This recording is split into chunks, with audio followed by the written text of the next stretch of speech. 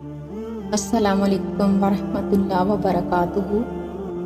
दोस्तों, आज हम एक ऐसे मौजू पर गुफ्तगू करने जा रहे हैं जो हम सबके दिल के करीब है। हमारी ज़िंदगी में ऐसे लम्हात आते हैं जब हमें लगता है कि सब कुछ ख़त्म हो गया है, हर तरफ से रास्ते बंद हैं और किसी भी तरह का कोई उजाला नज़र नहीं आता। लेकिन ऐसे ही नाउमीदी के लम्हों में अल्लाह अपनी कुदरत से मौजज़ा करता है। दोस्तों, ज़िंदगी में कभी कभी ऐसे लम्हात आते हैं जब हम बिल्कुल बेबस महसूस करते हैं। इंसान की अपनी कोशिश, उसकी अपनी तदबीर हर जगह नाकाम होती नज़र आती है। हम दुआ करते हैं, लेकिन जब अपनी दुआओं का असर नज़र नहीं आता तब शैतान हमें नाउमीदी में डालने की कोशिश करता है।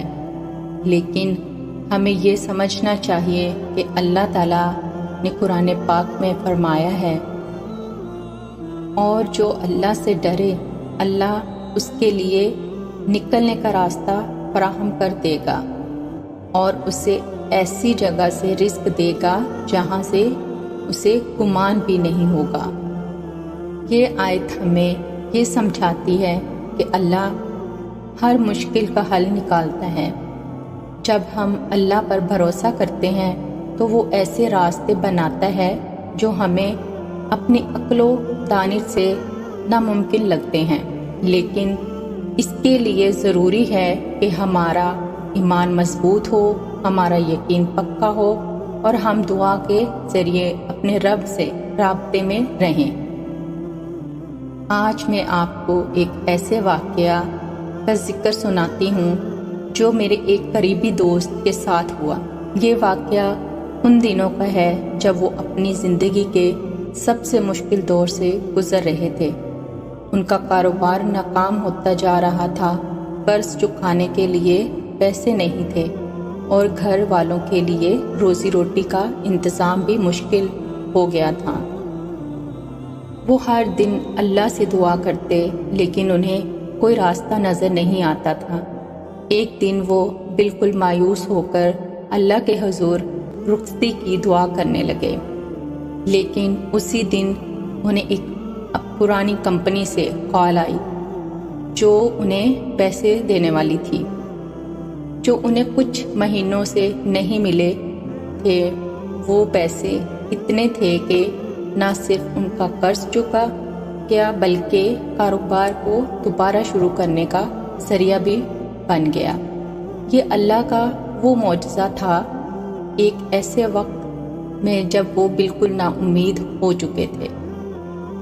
दोस्तों, अल्लाह ताला ने कुरान में फरमाया है, और तुम अपने रब से गफलत मत करो, क्योंकि तुम्हारी एक एक सांस उसके हुक्म से चल रही है।